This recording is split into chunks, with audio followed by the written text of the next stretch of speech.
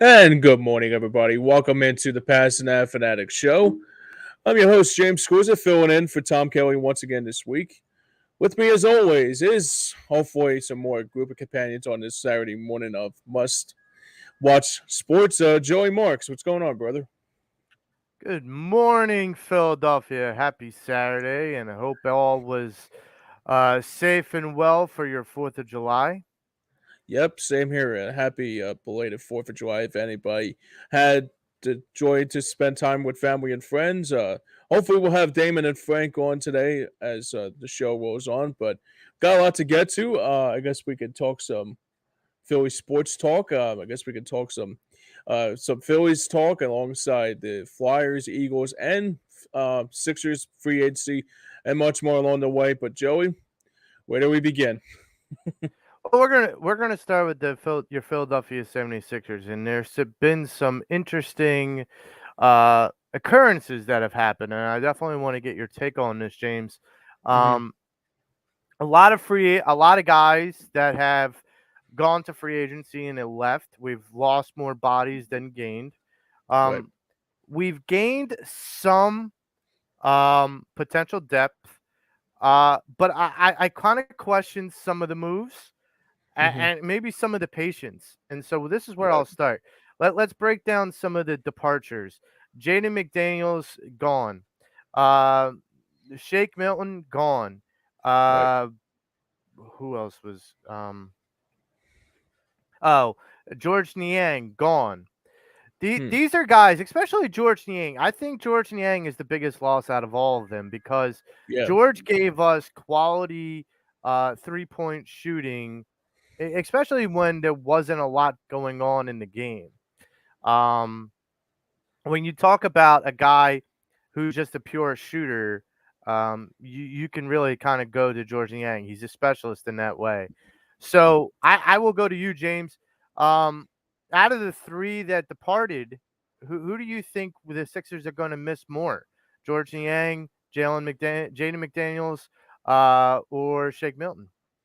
Well, it's a good question. I think the one thing I am gonna miss the most is George Niang's 3 point shot because he was like very well clutch and much needed moments, and especially Kate Scott's catchphrase "Bang bang George Niang." Now you gotta find another guy to find that role who's gonna do those kind of things. Maybe Patrick Beverly, maybe like Beverly Hills like 3 pointer or something like that. Like, something, so like, I know she'll find some more catchphrases, which is by the way to have that in the business. But yeah, I think the Yang's probably the one thing I take out of it.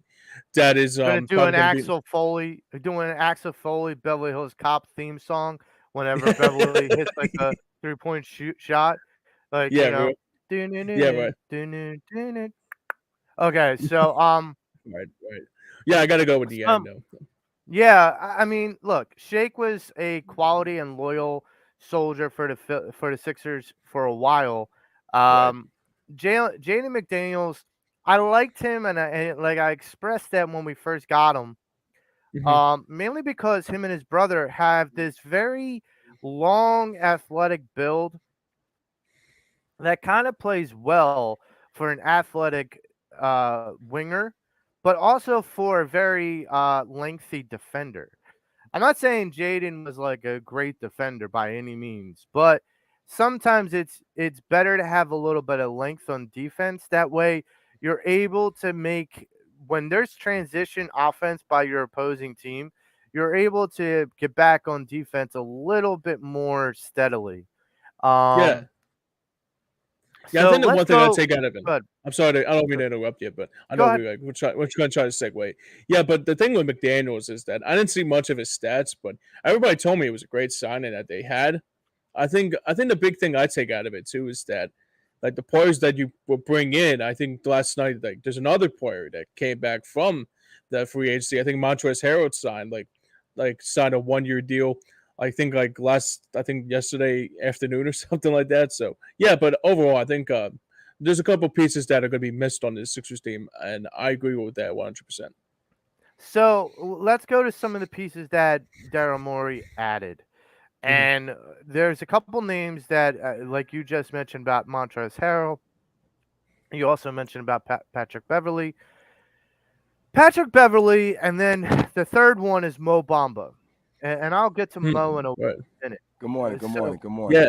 good Don't mean morning, to change the Damon. subject. Damon's officially joined us. What's going on, buddy? Good morning. Sorry I'm late, man. I got your text. I was literally en route to the other spot, but It's all good. Yeah, No worries.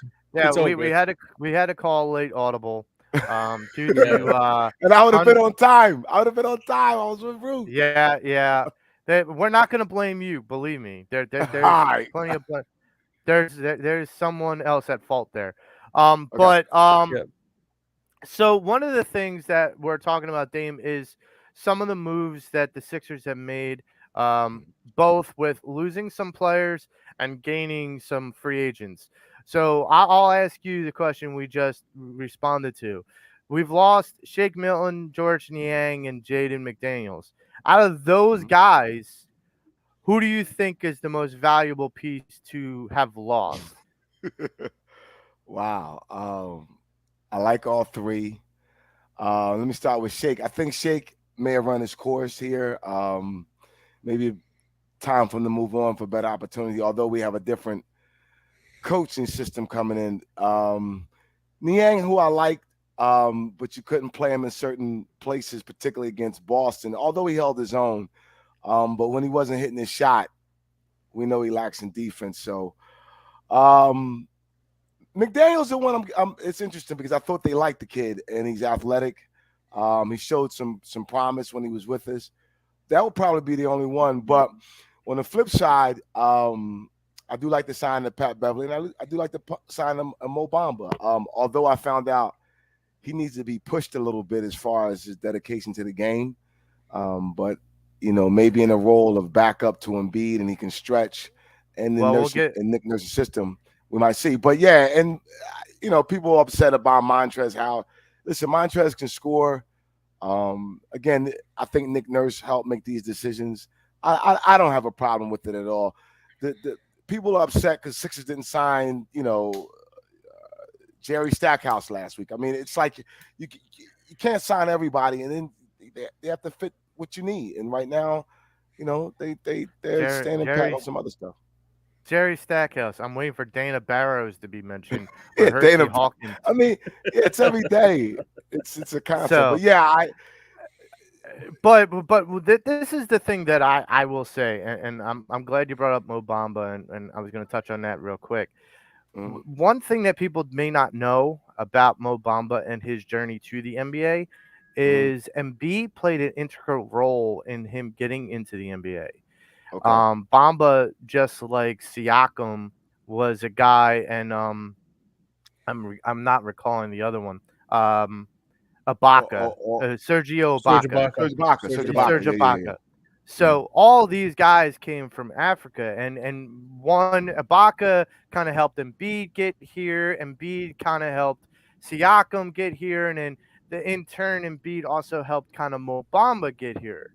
So okay. the idea of his lack of motivation, I think it's not just a Nick Nurse thing. I think it's a matter of having that country, that person, your mentor, so to speak, that's Mm-hmm, that's right there by your side, that's mm-hmm, coaching you up from the sidelines when you take over for him. um I think it's actually a really good pickup. Mhm. Outside of the whole, and we had talked about this in previous shows about like a person like Pascal Siakam, yeah. and the possibility of Nick Nurse bringing in Pascal Siakam. I would not be entirely surprised. I was not entirely surprised of the Mo Bamba move. Mm-hmm. Yeah, I don't mean to change the subject again, Joe. We have another guest. Frank Finnegan joins us on the show. Frank, Frank, Good what's going morning. on, brother? Good morning, fellas. good I found morning. a pair of headphones. Good morning. Yeah, You man. didn't How you steal them doing? from me. You didn't steal them from any children, did you? Nah, just my wife. Okay. Yeah, just Okay. my wife. Yeah. But So Frank, we were talking about some of the departures and some of the acquisitions of the 76ers. Who are you going to miss out of George Niang, Jaden McDaniels, and Shake Milton? out of all of them, I'll probably miss Shake the most because he did give us some offense. The only problem is he got a little ball hoggy once in a while, but but he's a capable player. You know, Shake's a capable player. I'm not going to miss Bang Bang a little bit, not even a little bit. You're not gonna miss the minivan. No, not going to miss him. Not going to miss him at all. Not going to miss him. See, Really? I disagree with you guys because I like George Niang because he openly said on Friday night games when they were in Philly, he would go and get a case of Michelob Light or something like that, like a case of beer after the game, especially if he would buy beer as well as he did in the game. So if he scored 10, he get 2 cases. If he scored 20, he get 3 cases. But he was always going to at least get 1 case. And I'm like, I like his logic. I really do. Joe, there's a lot of people in the world I don't like that buy beer.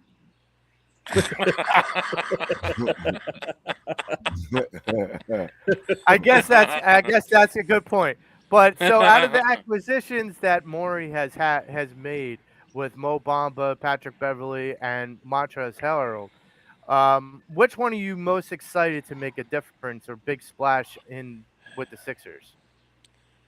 I don't think any of them are splash guys. You know, they're pieces. You know, you had to replace the guys you had. Are they marginally better than what they had? Yeah. Patrick Beverley's better. You know, they're marginally better with their backups. I don't think that's the last move you're going to see, though. Well, I would agree with that. And honestly, a lot of people are being really hard on Daryl Morey for these moves because they feel like it's lackluster. And I'm not on that train yet because I feel like there's a bigger picture perspective down the road. And so I lost my camera, but I'm still here. Yeah. So one of the questions I have for you guys, Nick Nurse has been the Sixers started their summer league. Nick Nurse, it's usually the summer league is coached by an assistant coach to kind of give them a little bit of a head coaching experience. But Nick Nurse decided, nah, I want to do this for me. I'm still hungry. Now Nick Nurse came from the G League, formerly the D League. And he was a coach there and made his way up. Now, think about this. Nick Nurse went from that level all the way to a NBA champion. So this guy in a new city decided, I'm going to be the summer league coach because I need to get to know what I have in the pipeline. So I'll start with you, Dame. What are your thoughts about Nick Nurse playing head coach for the summer league?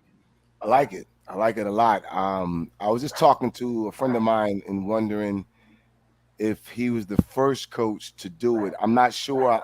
And someone mentioned Nate McMillan, but I don't know if he was still an assistant at the time. But regardless of the fact, I like it for a number of reasons. One, he's coming in and he said it himself. I want to implement my style of play or my system with the team. Now we know more than half of those guys will not be on the roster. We understand that. But what it does is it gives them some tape to share with the other guys. And what I saw, I'm going to actually watch today. I know the Phillies come on at 3:30, and then the Sixers Summer League plays the Knicks at 5. So I'm going to tune in again. But what I did see was a lot of movement, both defensively and offensively. Ball kept moving. It didn't stick. And I know I watched the Utah game. They were down 14. They came back and won that game. I missed the OKC game where Zaire Smith had 16. But he's still playing? Yeah, he's on OKC. He's still in a league? Wait. He's still in an organized basketball league? Whoa. Yeah, he got back in. Yeah. Well, I mean, in all fairness, Joe, I know people, it's not his fault. Hold up. No. He's the poor man's Mikal Bridges. That boy is a fraud. You can't get on him. It's not his fault. For the Sixers and Frank's uncle, Brett Brown, making the move. Now, Frank's uncle? Yeah. Dang, come on, man. Yeah. So you can't get – but the other thing was he had Don't cross no streets without looking, dude. Don't cross no streets without looking. I miss you, Frank. He had a bad peanut allergy. And so I commend him for coming back. But regardless, I like the fact that Nurse is like, look, what he's doing is this, Joe. He's letting everybody know my way or no way. I'm going to start. I like that he's doing it, and I mean, like, he doesn't have to do it. And I mean, how many of those guys on that team are going to wind up being on the final roster? Maybe one, maybe two. But what he's doing is he's getting a feel, at least for those young guys. And, you know, some of them are going to wind up in Delaware on the Blue Coats. And they're going to have his impression, you know. And you're right. There's going to be film for showing the other guys, this is the way I want to run it. But he's going grassroots.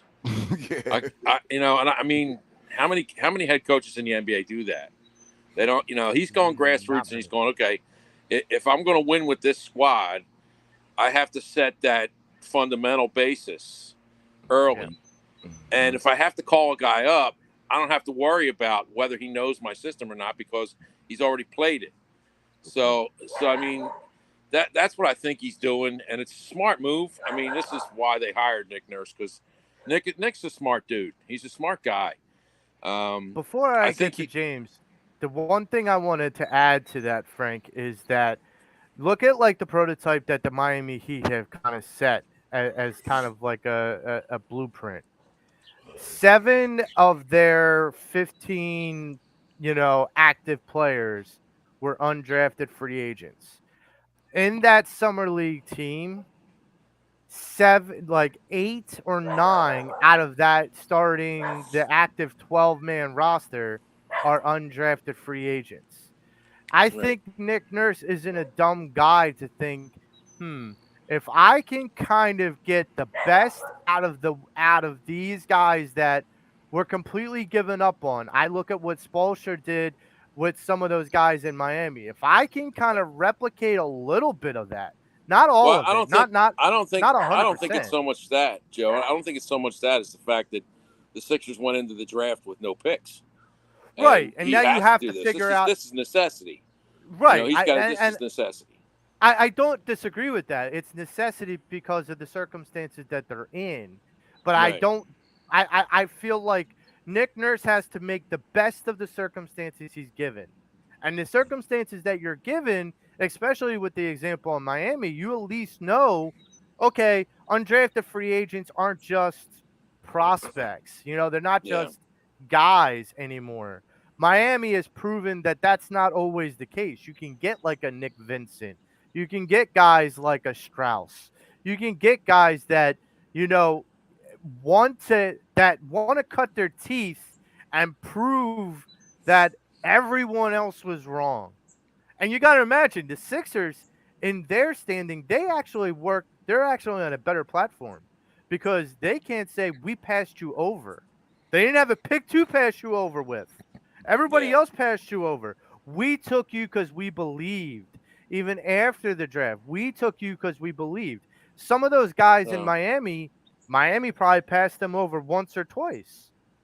But they still drafted them. I don't believe they think about that. They only think about the zeros and the commas.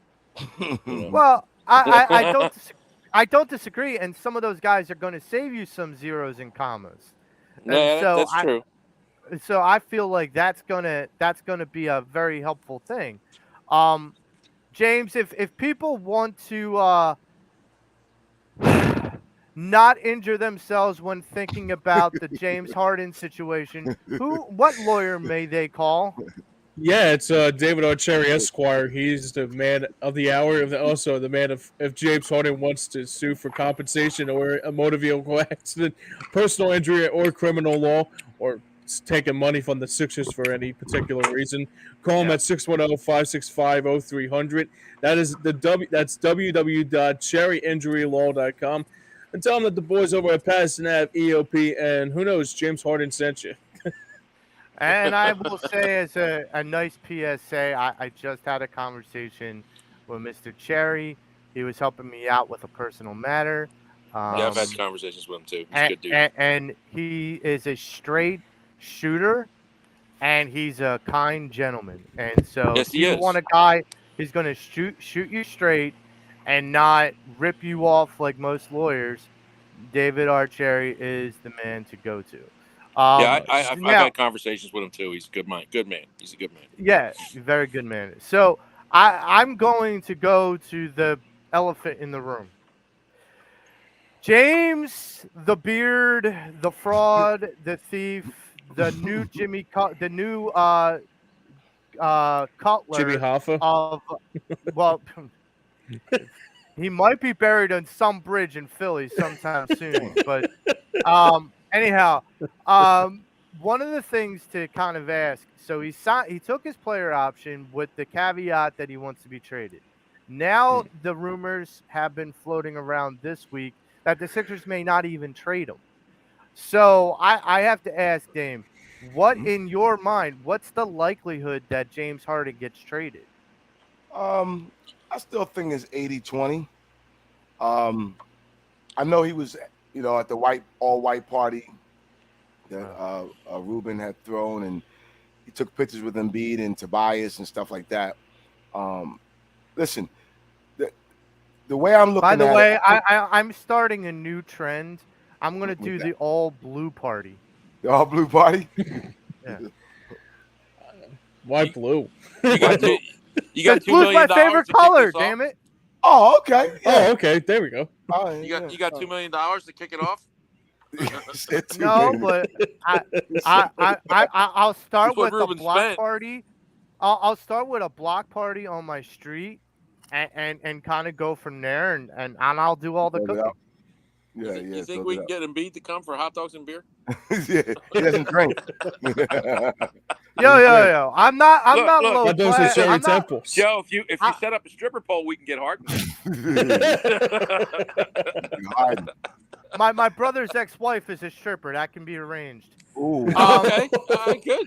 It's good to have family connections. I'll ask you later what Wonderful. club she worked at.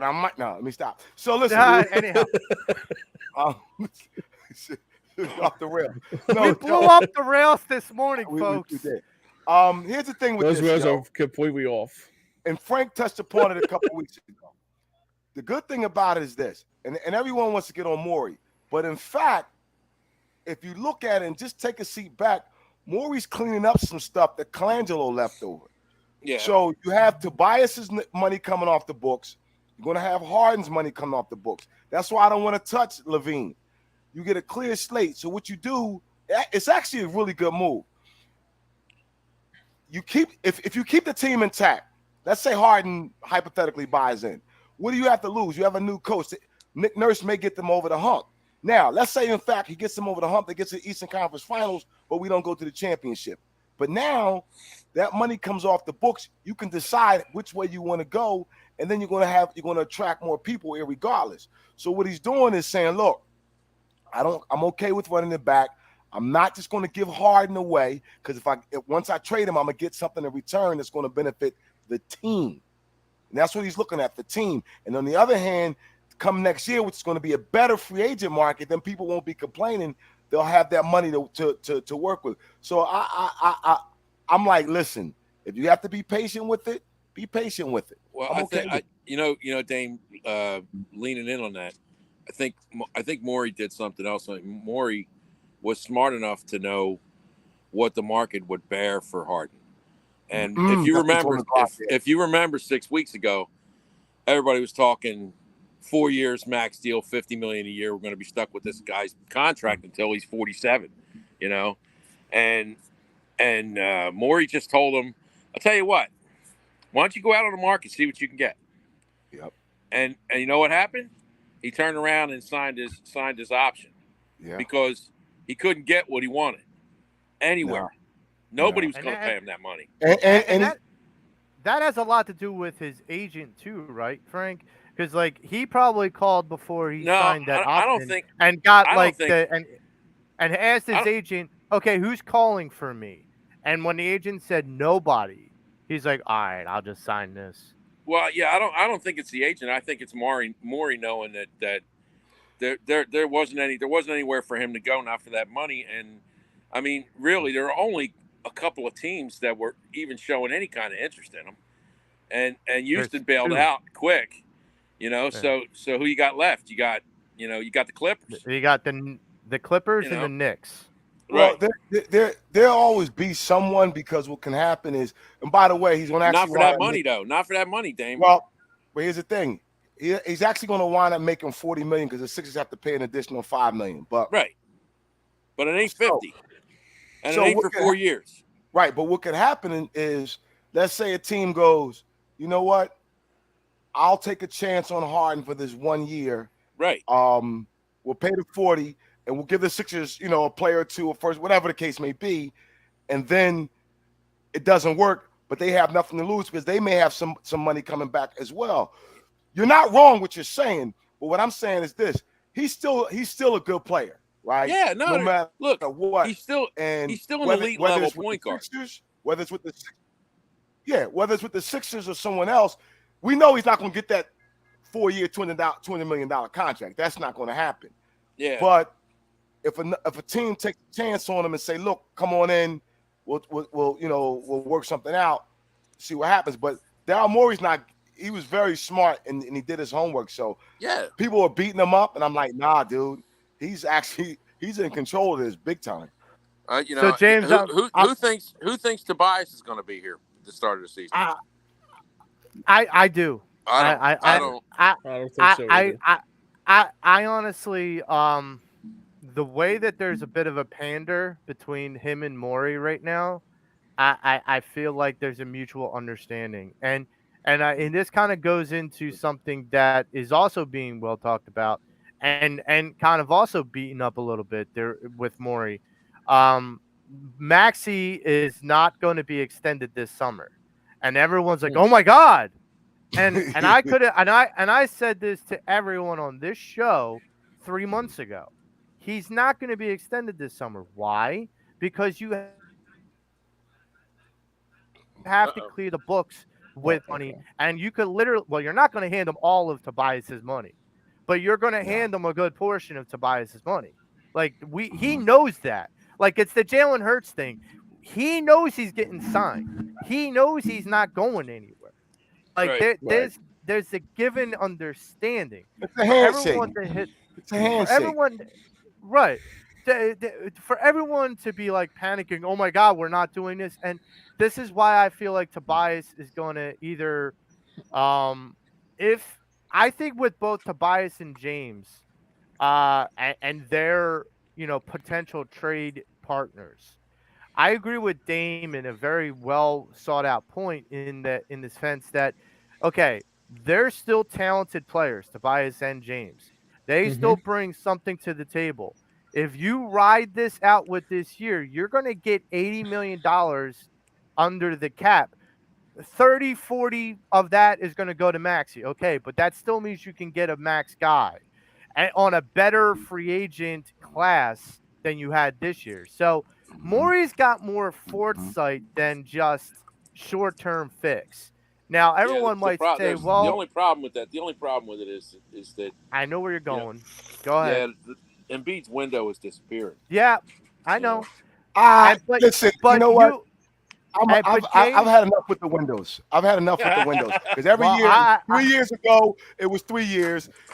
Listen, you're entitled to think what you want. I don't. I told that to Kevin Cooney. I was like, I don't do all that. See, here's the thing, and I said this, Dame, and I'll continue to say. We don't know. Well, here's the thing. I'm done with. I'm with you on the whole windows closing. I've heard that for the last 3 years from so many different people, and I'm like, okay, when's the window going to close? Because it's continuing to closing. This thing's got like rust on it at this point.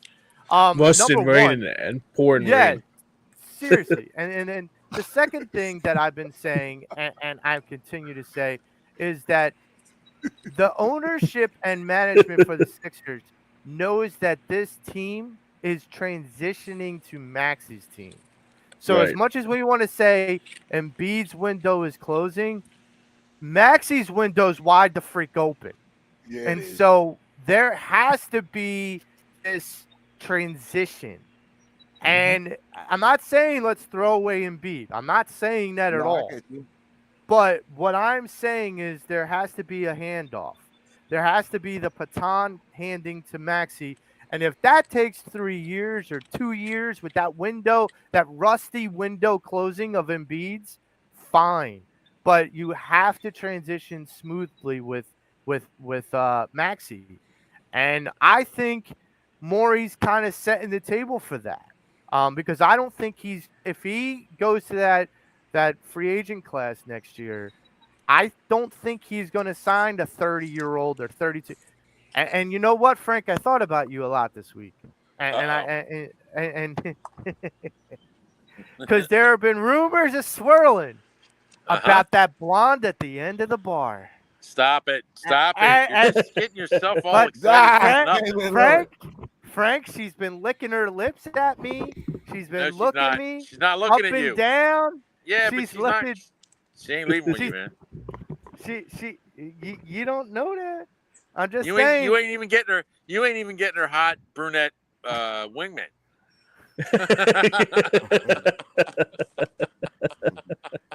Damn. Okay. Jesus. Moving along with my loser ass self at a bar. So, ladies, I'm married, by the way. So, hands off, I guess. Whatever. Yeah. But Damon Lillard that was metaphorical. Come on, you know that. No, I know, but here's a thought that I had though. So Damon Lillard wants to go to Miami. Is there a chance? Hang on. Is there a chance for a 3-team deal? Because we talked about this in regards to James Harden too. Damon brought this up earlier a couple weeks ago about if there's going to be a significant deal done for James Harden to be a 3-team deal. Would there be a 3-team deal that would send Damon Lillard to the Heat, send James Harden to the Trailblazers, and bring home Jimmy Buckets to the Philadelphia 76ers? Oh, no. Does anybody see that happening? No. Well, I'll tell you what. If that happened, Dame Lillard would be bitter because he wants to be he wants to be in Miami with Jimmy. Okay, and that's not going to happen. I mean, Miami doesn't have enough to give Portland what they want. We don't have enough to give Portland what they want. Portland's not going to trade him away for a bag of donuts. They got him under contract. He's not going anywhere. Right. And then there was that tweet yesterday. That if he gets traded anywhere else, he's just not going to show up. Well, that's stupid because he's pissing away $150 million. You know, that's just not true. That's just I'm going to, stand here and beat my chest until I have to cash a check, So he's look, if Dame Lillard's if the Sixers wind up with Dame Lillard, we will not have Maxey and we will not have Tobias. It's the only thing that's going to get it done. I know. And so I have to ask myself, is that blonde really worth it, or is she going to leave without, Nah. She can't cook. She can't cook. She can't. Hey, Dame, no offense. You ain't taking her for her cooking, man. I mean, you order out to eat afterwards. She ain't cooking. I like to eat afterwards. You get my drift? Yeah, but she's high maintenance. Yeah. You got it, man. You got to go to Steak 46 with that one, man. You ain't, So, speaking of money and dumping money and getting rid of dead weight. Sorry, James Harden. But the Philadelphia Flyers have been dumping some dead weight. And, I think that some of the moves that the Flyers have made have made a ton of sense. And it's not necessarily like you had predicted, Frank, where it's the whole, I think you said it was like The Godfather, where he basically makes a list and says, okay, get rid of these people. And then we can clean house and we can start afresh. Well, I don't. Yet. Right. But I don't think it was like a list where they like massively exiled everybody. But between Kevin Hayes and the front overall, office. I was only talking about the front office. Right. I wasn't talking about the players. I was talking. No, they needed to clean house in the front office. Right. That's what I was talking about. The players' salaries need to go. The players that are not going to contribute need to go. So you have Ivan Provorov that's gone, Kevin Hayes that's gone, And a guy I know is like James's favorite player on the Flyers, James Van Riemsdyk, is now gone. Sure, yeah. So so the departures of some of these big contracts, and For the then second time.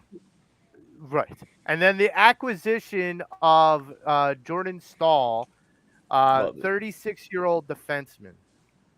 Um, James, I'll start with Mark you. Stahl, yeah. But Mark Stahl, I'm sorry. Some of the moves that have been made, and I'll add one more, which is very interesting. I heard this the other day. Mike Knubel's son, Cole Knubel, is now a Philadelphia Flyer. Yep. And that is a very interesting pickup, because if he's anything like his daddy, he's going to put people on their ass, and I kind of like that. I do James, too. with some of the moves that you've seen in the last 2 or 3 weeks by the Flyers, where's your heart at? Where's your passion at with the Flyers right now? Yeah, it's interesting, Joe, because like you look down on it. It's the one thing I like about this is that they're not bringing in all ex Flyers. I mean, obviously, like you brought in LeClaire, you brought in like Keith Jones, Danny Briere, X, Y, and Z, but really they actually brought in Danny Heagley. I haven't heard his name in like 15 years. This is going back to like the Atlanta Thrasher days and during the Ottawa Senator days. And I mean, just seeing him come back in the fold, but there's a couple players that really stuck out to me that they got in the draft, and I guess they're kind of like Danny Brier's having the same approach like with like Howie Roseman had with the Georgia Bulldogs. Like he's getting the players from the London Knights. Like he brought in he drafted Oliver Bunk, and I just saw a player that they got from the London Knights. Like he was like one of their top scorers last year, and the Flyers drafted it. I'm thinking, they might be up to something. They might be in a couple of years. This rebuild might not take like 10 years, like the tanking years of the Sixers. Because, excuse me, the one thing I do like about what Danny Briere is doing is that like they might be rebuilding, but this rebuilding might not take as long as we all thought it was going to be. No, I don't think it will, and I think what they're doing is they're timing it right. Yeah. The reason they took the Russian kid is because they knew they weren't going to have him for at least 3 years. Right. So they're drafting kids that have really good, I mean, I've read the draft reports on their kids, and they have a lot of upside potential. There's some guys that they have in the minor leagues that they drafted in the last 2 years who have upside potential. Right. And they're all going to hit. They're all going to hit the team within 3 years, which means they're going to have a very, very young team in 3 years, and they're going to have a good team in 3 years, which kind of tells me that they're still going to trade. They're still going to trade Hart. Well, because he's going to be too old for that. And here's the thing: is I feel like that could be a prospect, but there's something that Danny Briere said in an interview this week that I told you I've been grading these guys as it goes along. I'm not failing them. I'm not passing them. I'm listening to what they're doing and being critical about the decisions they make. But there was something that Danny Briere said this week that really caught my eye, and he said, "We're not tanking." I don't want those words that come across anybody's mouth about regards to the Flyers. The reason why they got Mark Stahl was because for that 1-year deal is because they want to bring in talented guys to not just be there to win. Like, you're not there. You're there to win, but you're not there to just stand there and collect a check. Right. One of the things that the key attributes that they're going to do, and I think you're going to see this with Danny, is he's going to bring in veterans that aren't just going to bring in talent. They're going to bring in experience and skill set and be able to teach. Now, I'm going to bring this, full circle for all of you.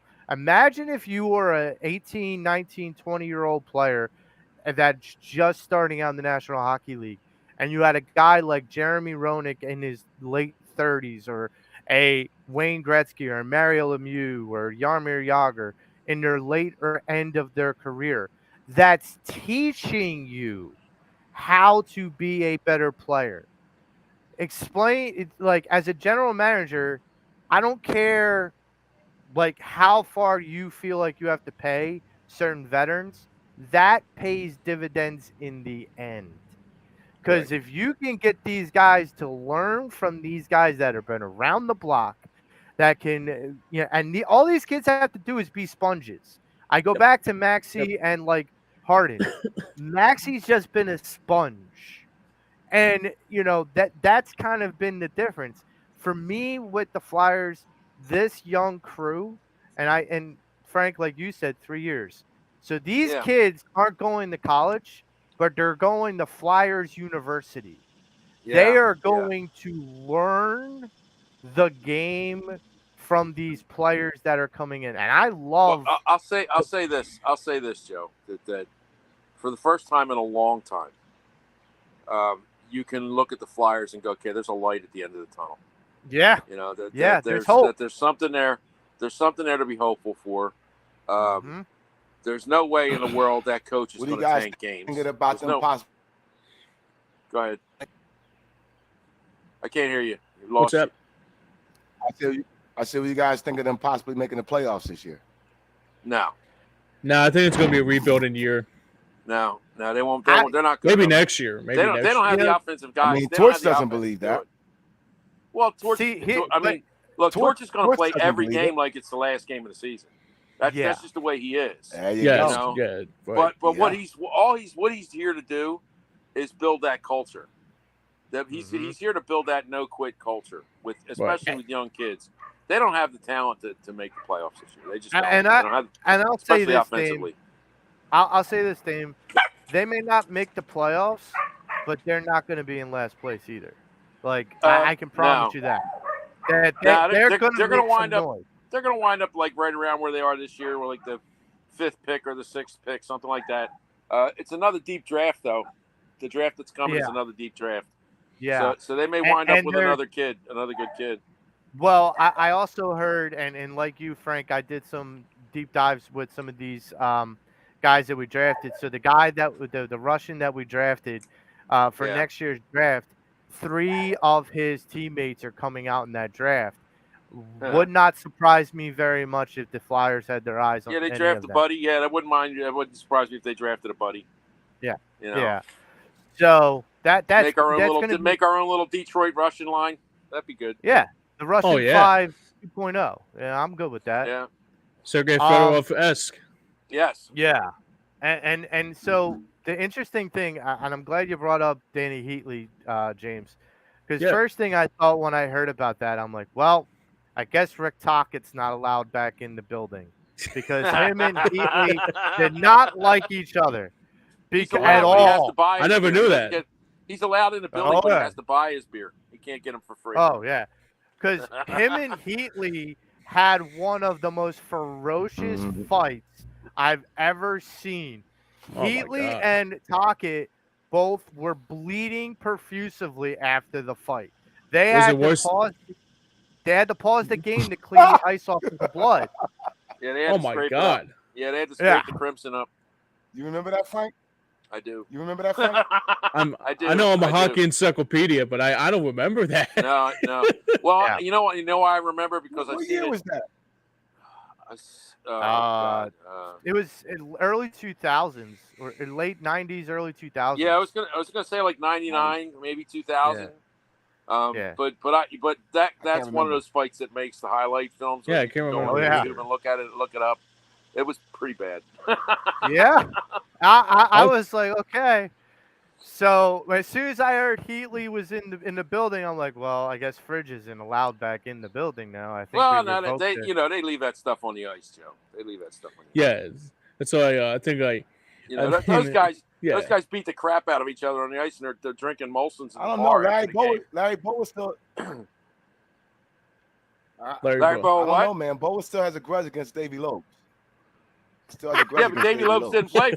play. Davy Lopes was the Dodger. I mean, he hated the Dodgers. Yeah, just but like when he became the first base coach for the Phillies, I was always scratching my head like, how did that happen?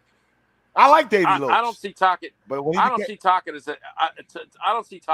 as a grudge holder. He ain't Bo in that respect. Bo probably holds a grudge against. Bo probably still holds a grudge against his kindergarten teacher for making him sleep early. Making him take a nap early. All I can say is that's what was great. That's what was great about Bo. I mean, you always knew where he stood. Bo's heart was always on his sleeve. He was. See, I don't just that kind of guy. I don't know Tockett like that, but I mean, I always kind of knew Tockett. I know he got caught up in a gambling scandal. He's got a little bit of he got a little trouble. Got a little bit of trouble. He got caught up in a gambling scandal. You know about it. It's a little trouble. Points there, James. Dame, you ain't cool. Well, in it was sports, more than a little trouble. Don't get caught up in a gambling scandal. Yeah. Ask Calvin Ridley. I think he's not just him, but countless others along the way. Allegedly, let me say this. Allegedly, the mob was involved. Allegedly. Ain't no allegedly about it. Yo, Dame. I gotta say that because I wasn't there. I cannot confirm nor deny that because I'm in South Philly. Oh, I cannot confirm nor deny that. Thank you. I'm just saying. I'm good. Just saying. I'm good. And listen, I know how you feel, brother. I know how you feel. I'm not. I cannot confirm nor deny. Somehow he got back into the league, though. Yeah, he did. Well, I mean, forgiveness is a virtue. But we're gonna transition into your Philadelphia Eagles, and yes, boys, we're less than a month away from preseason. 3 weeks. 3 weeks from training camp starting. 3 weeks. Yeah. So slow it down. Let's get it, man. I have heard something that entices me so much. Joe Flacco was out golfing with Ron Jaworski doing a charity event. And Joe Flacco, who is a Super Bowl champion, said that his time here in Philadelphia, he was impressed with two things. Nick Sirianni's control of the room. For a young coach, the control he had in the room was amazing. And number two, the fight and the work ethic that Jalen Hurts had. Flacco said that he has been around a lot of quarterbacks. He has never seen a quarterback as young as Jalen take to wanting to get better and better and better. It's a corny cliche, but it's true in Jalen's. Flacco is like he takes to it like duck to water, and it's just interesting because so many people from ESPN to NFL.com to CBS Sports are all putting Jalen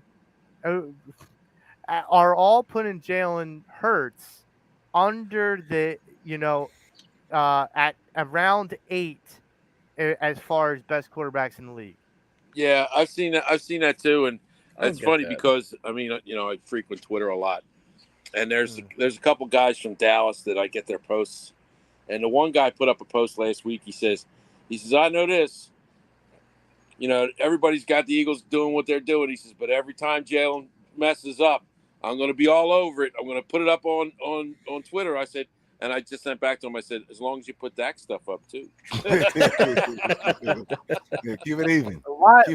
His Twitter feed will be very busy if he puts up Dak stuff. No, I think the Eagles are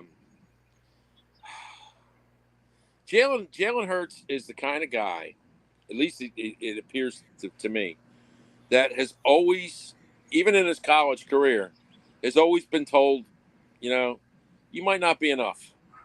We're going to have to pull you out. We're going to put Tua in. Well, I'm going to go to Oklahoma. And he wins the conference in Oklahoma. And every time he's been pushed, every time he's been told, you're not quite enough. You're not the best. He's shut them up. Well, I think, Dallas made their draft choices and their free agent signings with one thing specifically in mind, and that is stop the Eagles, and especially stop the Eagles' run, and that means stopping Hurts. I think he's gonna freak everybody out. He's gonna be like, "Yeah, you think I'm gonna run? I'm gonna take a step and I'm gonna throw it downfield." You know, and I mean, I think you're gonna see it. I think you're gonna see a different Jalen Hurts this year than you saw last year. And I'm gonna make a prediction for you. I'm gonna make a prediction for you. Jalen Hurts doesn't break 500 rushing yards this year. Wow. And not because he's getting stopped. It's because he's going to get those 500 yards passing. Nice. Okay. So that's what I think is going to happen. Nice. So Frank, I hope you're sitting down because you may need to. Right. So one of the things I would agree with you with. I am rescinding my prediction. Uh-oh. Oh, God. I am rescinding my prediction about the Dallas Cowboys winning the division. I am rescinding the trend setting or the breaking the trend of a new division winner every other year or every year. I think we are going back to a time in Philadelphia Eagles lore where we're going to run the division. I also feel like we're going to run. I also feel like we're going to run the conference. Yeah, we're going I believe to that be. too. We're going to be the Kansas City Chiefs of the NFC. Well, I also feel, as Frank does, I have a prediction. Drew Brees, once upon a time, set the record for the most passing yards in a season. Let's not get crazy now. I foresee Jalen Hurts breaking that record this season. Wow. Wow. That's a big number, dude. That's a bold statement there, dude. That's a big number. That's a big number. I'll be happy. I'll be happy if he gets 4,000 yards. I'll be really happy with 4,000 yards. I'm going to wait closer to the season, but I'm about to sign up with Joey. The reason why, Frank started off by talking about when people said he couldn't, right? Yeah, he can't. Yeah. So then I think about I think about what you said, the conversation that he and Kelsey had. Yeah. Like losing that Super Bowl is eating him up. I know it is. Oh my God, it's driving him nuts. So what he's doing is he's in the lab and he's realizing, one, I don't have to do it all by myself. Not that he tried to do it all by himself last year. He took what they gave him. Right. But now even more with the weapons that's presented to him or around him, if you will. And then moving forward, he has those running backs. To Frank's point, he doesn't have to rush as much. But I agree with Joey. He's going to put that into the passing game. And you guys know that I don't make that prediction without something tangible to back it up with. Yeah, no, I agree. Why I made that prediction because Ian Rappaport this week. Now he's not Ben Simmons, so let's get that right out the gate. He's not Ben Simmons, okay? But Ian Rappaport put out a tweet the other week or last week about Jalen Hurts and what he's been doing in the offseason. Now, Jalen's been training. He's been training with his quarterback coach, Brad Johnson or something Johnson. Right. Also his offensive coordinator now. So, yeah, his offensive coordinator. But he's also working with a trainer that works with strength and conditioning. Mm-hmm. This strength and conditioning coach or trainer that he's working with is the same guy that he worked with about a year ago that also worked with Joe Burrow. So Ian Rappaport reported that out of 10 throws with that Jalen threw for 50-plus yards, he completed 8 of them. Shit. Jesus. That's a scary thought. If he comes out in the first 3 games and completes 3 or 4 50-yard passes like throwing pillows, the rest of the league's just going to go, what the hell? Like, what do we do now? Yeah. You know, I mean, So the reason why I jumped to that Drew Brees, I'm like, well, if he's throwing 50-yard bombs, just like whenever the hell he wants, that's going to make up that clip really quickly, yeah. especially in 17 Good games. thing. The good thing about the Eagles' offense is they don't. He doesn't have to throw 50-yard bombs to get those Oh, yards. I know. You know, But if he wants to, he's got excellent route runners. He's got hey, the Frank, best offensive line in football. if he wants to, I ain't going to stop him. No, If he wants to, it's So his no. world. So this makes me think about what Joey and Ian Rappaport are saying even more. Actually, Frank touched upon it last week, and I'm gonna tie it all in. Because they're gonna have a spy every game on him. every game. And he's aware of it. Johnson's aware of it, and Sirianni's aware of it. But he's also now. It's like I got through my first year with AJ Brown. I got through my second year with Devontae Smith. We're going to get another receiver. We still have Dallas Goedert and then Swift and the other guys in the backfield. Now it's just like magic with Kareem or magic with Worthy. I know where you're going to be here. I know where you're going to be here. I know where you're going to be here. So now I can play with that spy. Oh, I think I'm going to run. Nah. Uh-oh. There goes Goddard. Bam. Oh, down. Devontae's open. Bam. Yeah. So yeah. it's gonna be scary for teams, man, to see what they could do, because just when they think he's going to run, he's going to bang him with that pass. To your point, Joe, Ian Rappaport, they're working on that. They're working on making it less of him running and only needing it when we have to, but also really wanting him to get the ball out. We know he can get the ball out of his hands. I think it's going to come out even faster. And he's going and the beauty of it, the first time in his career, this will be his third year in the same offense. My God, I can't wait to see that. And you want to hear something else that'll blow you away? See that. Did anybody see Ray Didinger's comments in the last week? Yes. Ray Didinger was asked about Nakobe Dean. James's boy. James' eyes is wired up. Nakobe. He was asked about Nakobe Dean and how he thinks Nakobe's going to be able to handle the green dot on the helmet. And Ray Didinger, and I mean, this ain't chopped liver when Ray says something like this. No. Ray said, there's one player that comes to mind when I see Nakobe Dean play and practice and apply himself to the game. Ray Lewis. What?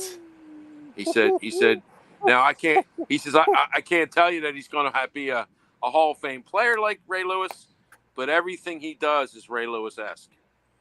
I'm like a kid in a candy store right now, that's dude. That's Ray big. Didinger. That's Ray Didinger, who's forgotten more about football than anybody in the world is ever going to know. Wow. And when he makes a comparison with our second-year middle linebacker and Ray Lewis, that's going to send some shockwaves through the league.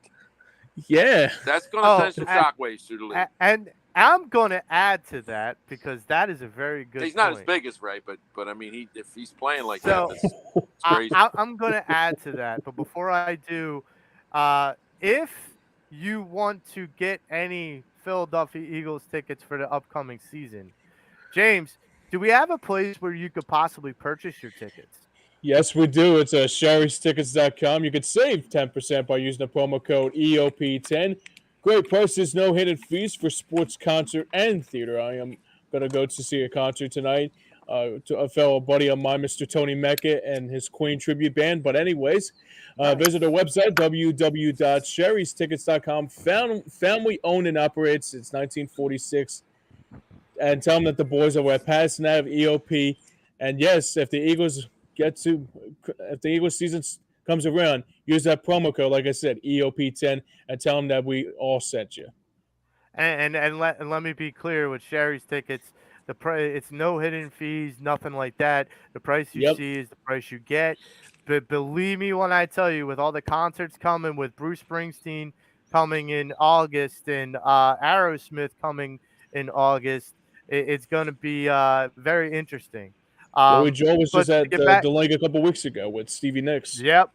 Yeah. And don't forget, and I'm working on trying to get a guest on the show. But Premier League Soccer is going to be at the end of June. I mean, end of July at the link. So maybe check out Uh-oh. sherrystickets.com and get yourself some Premier League tickets. But to go back to a different type of football with the Eagles, the interesting comparison with Ray Lewis I raised my eyebrows a little bit too, Frank, not only because that's a lofty comparison, but I also look at what the Ravens did when Ray Lewis was drafted. Now, I was a fan of that defense. I was a huge fan of that defense.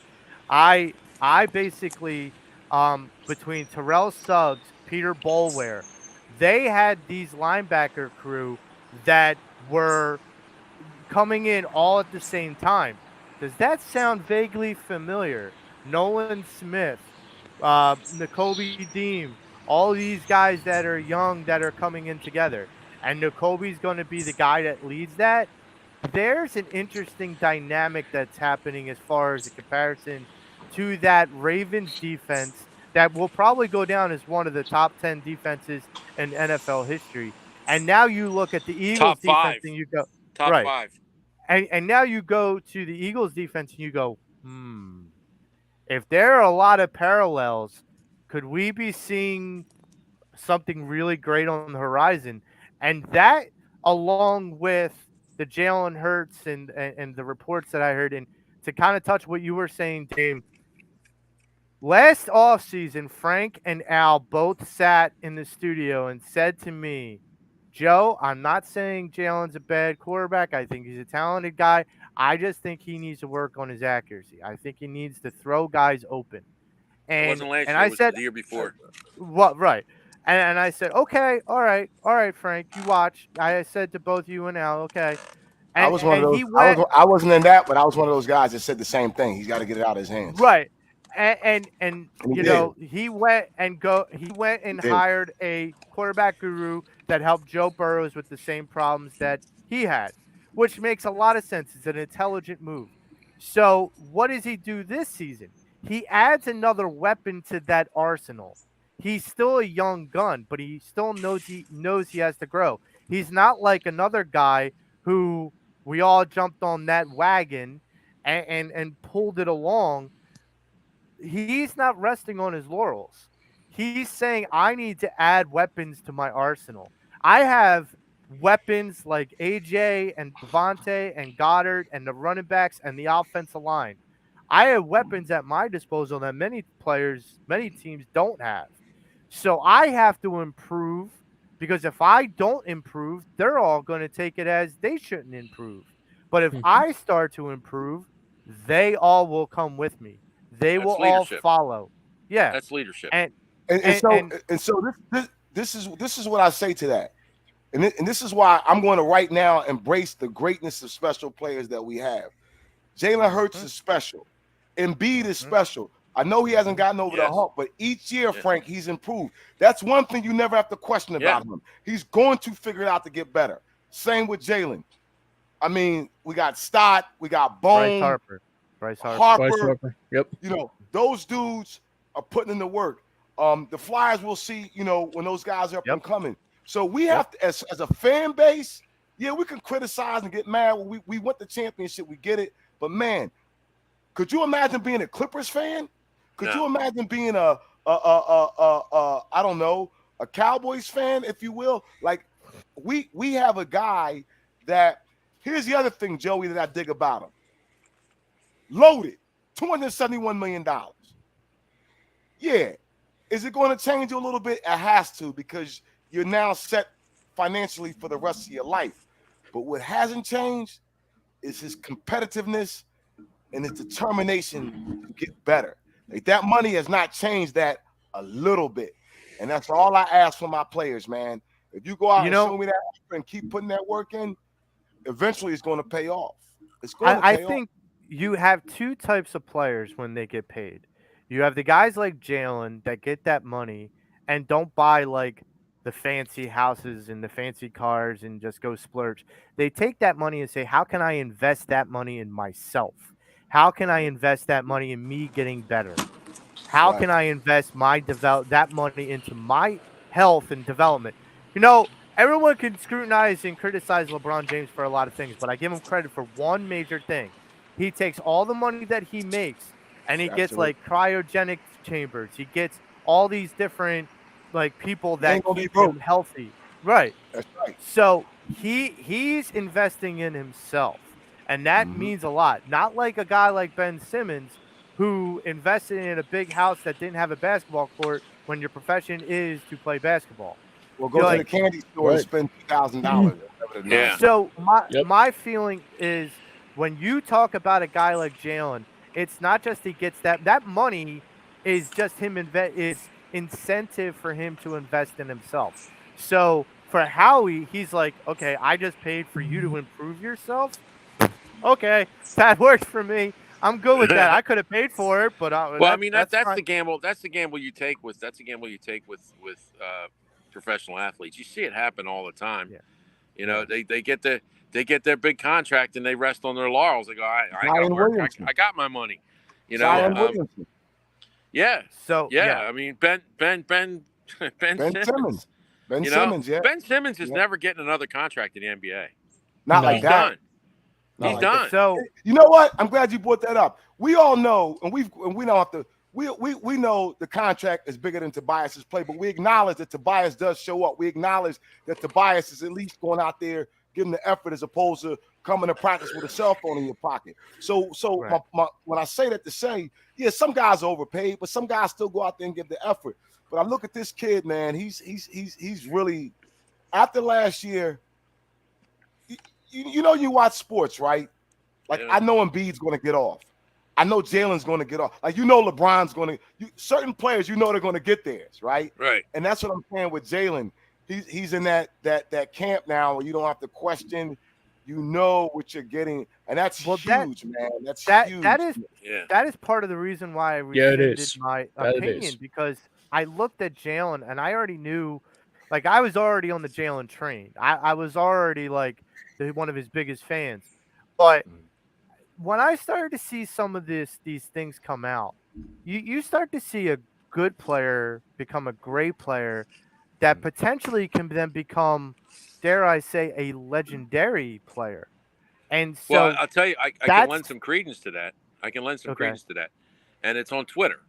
And I mean, I have followers from all the teams all over the league, and I know this: the followers that I have from Washington, from New York, from Dallas, they're all talking crap about Jalen, and the reason they're talking crap about Jalen is they're scared to death.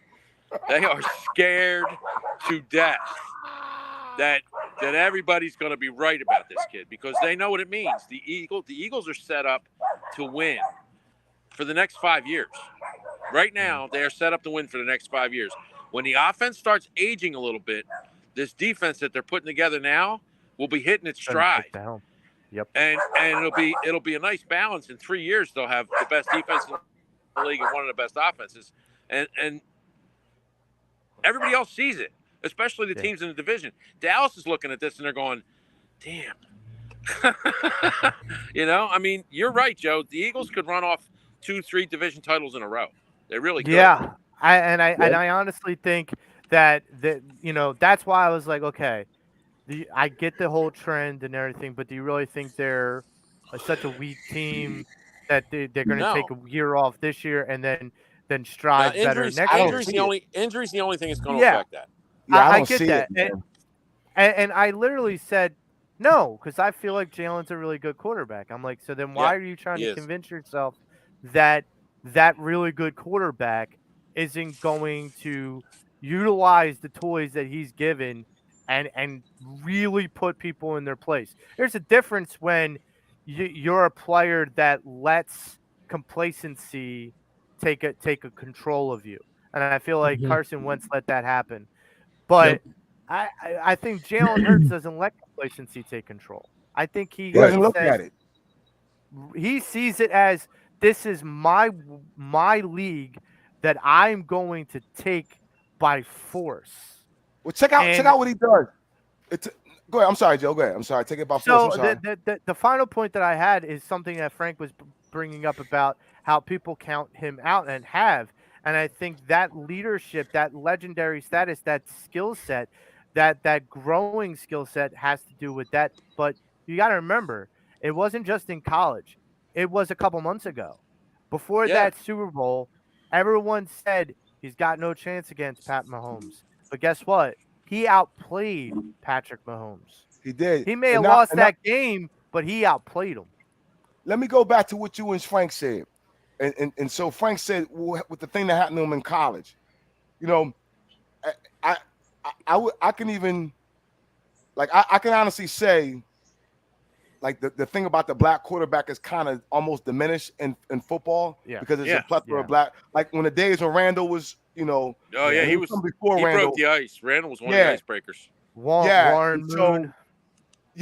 so those days I can honestly say are pretty much over because it's a plethora. So it's not even that; it's the fact that people doubt him as the quarterback, and he's it's like, a personal "Oh, really?" thing. It's a personal thing. Exactly. So I'm going to go show you, and he wears it right, Yeah. and that fuels him to go. Anytime you lose a Super Bowl and you're back in the facility that night. Yeah, looking at film. Looking at film.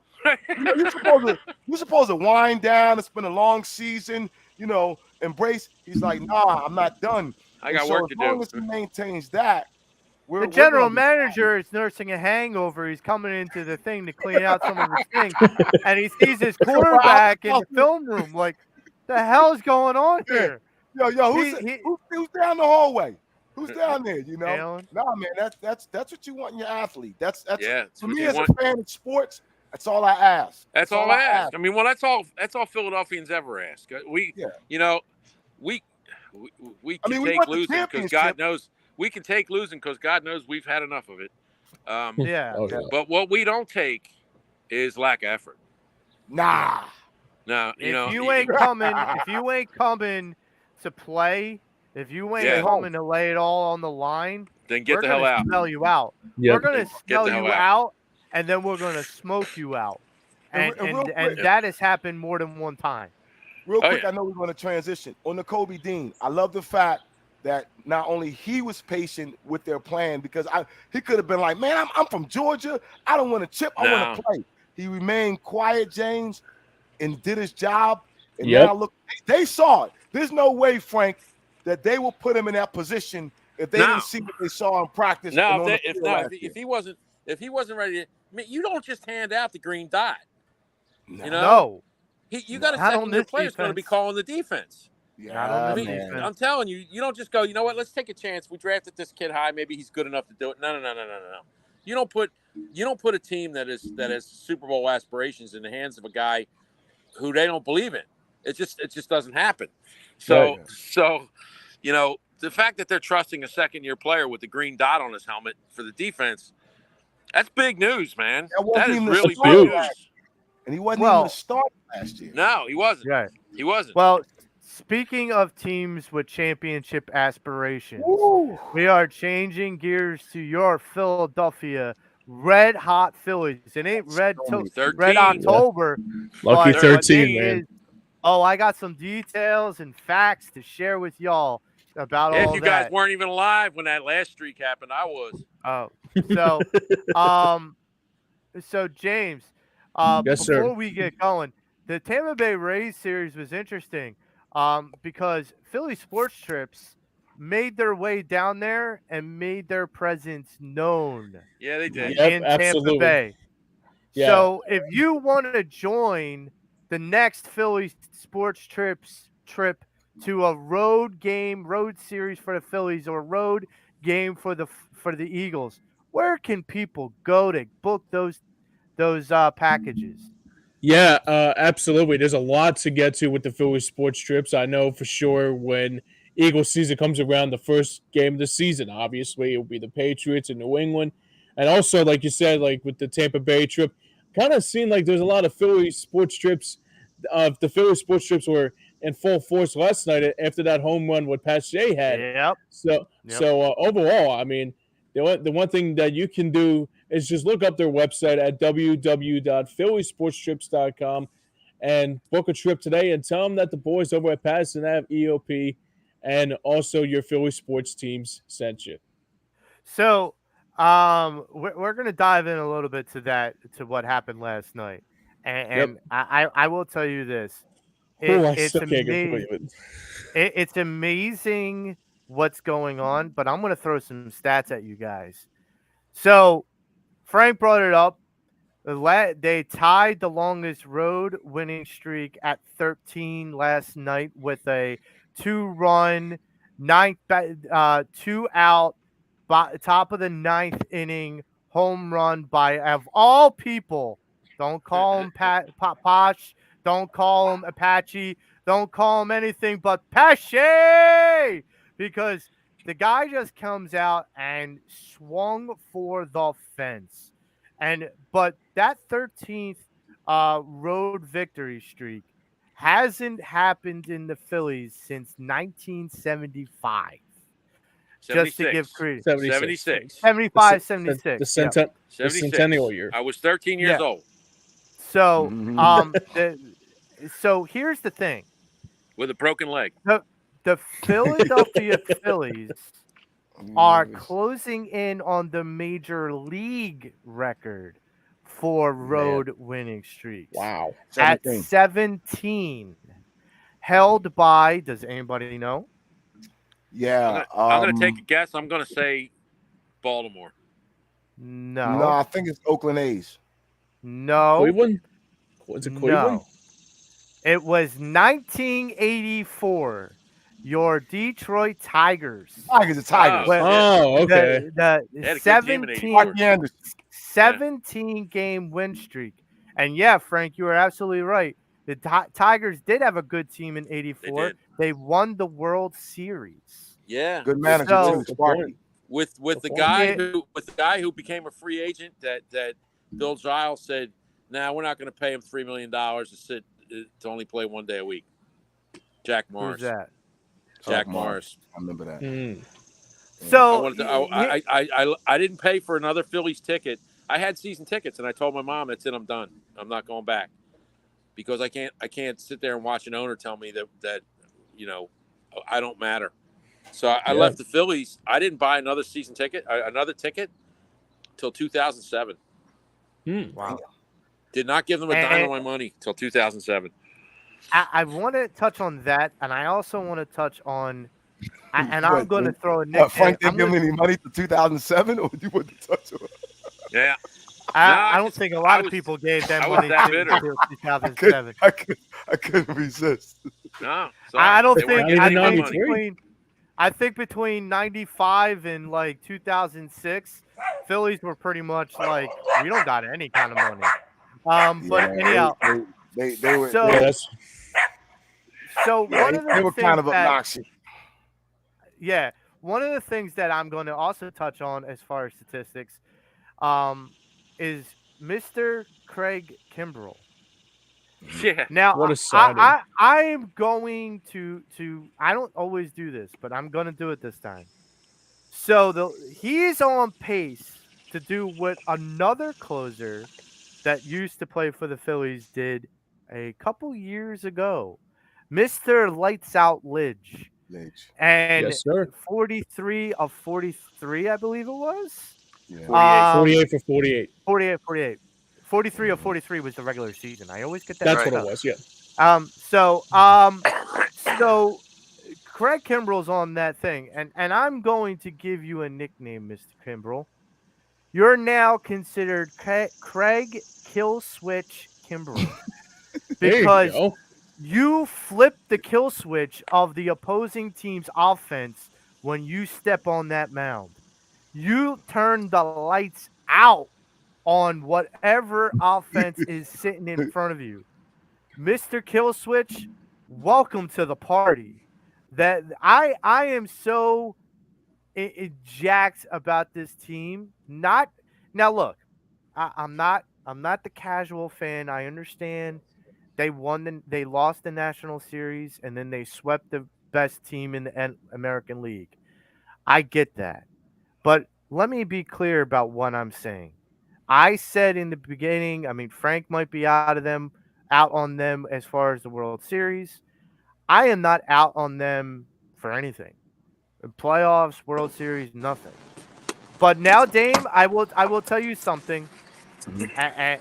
You know that whole me answering the phone call for Aaron Nola? Yeah. I'm not picking up the phone. Well, you can't I'm I'm not. after the word that came down yesterday, and we'll get to that, I'm sure. Yeah. Here's what So I'm looking at. Pache. Let's start with Pache. yeah. They picked him up from Oakland. He was batting 128, James. Everyone was like, what is Dombrowski doing? And I give this guy credit because he saw something in the kid, um, made the trade for him, know what we have in our batting coach. And this kid, when he hit that pitch yesterday, he knew it was good. Now I'm pissed at myself. I'm watching the game, but because I got sports ADH, whatever, I'm watching NBA summer league because I wanted to watch With Vinyama. Indiana. Yeah, I see JT hit the homer. Hoffman gets in there, does his thing. I turned away. I come back, and I'm like, yo, I missed it live. I was so ticked off. I see the replay when he hits a 2-run homer, but I had just switched the channel like that. But, man, I'm going to tell you, man, I'm sitting there watching when they were down 3-zip. I'm like, Dad, this is going to be the end of the streak. Like I said, JT hits the homer. Shout out to the bullpen, Hoffman and those dudes. Sanchez, those guys were phenomenal yesterday. And, you know, Pache comes up and puts him over. And Wheeler didn't have his best game yesterday. However, kudos to the team because they lifted him. Now, as Bo has said, he kind of wishes, he knows guys need a break, but he kind of wishes that the All-Star game wasn't coming up because they're on a roll. So let's see what happens. So Frank, what do you think? Where do you think your head is with this team so far? Well, before yesterday's game, they had the same exact record as the 1980 Phillies, the 08 Phillies, and last year's Phillies at the same point in the season. Wow. You know, the same exact record. They can't catch Atlanta. They don't have to catch Atlanta, but they're going to wind up. They're going to wind up with the number one wild card seed, which means they're going to have a home field in the first round of playoffs, which is awesome because you know, those two teams at the bottom will have to do like we did, go play on the road for 2 weeks before they get home. Right.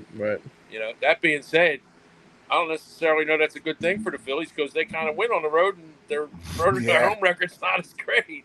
But but I'll tell you this, they're getting contributions from everybody, which is what happened last year. It's not just, I mean, you know that Harper's got a power problem right now. He can't hit the ball long, and that has to do with his surgery.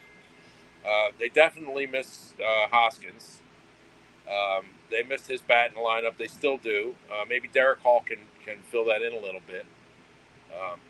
Their pitching, their bullpen has gone 23 straight innings without surrendering a run.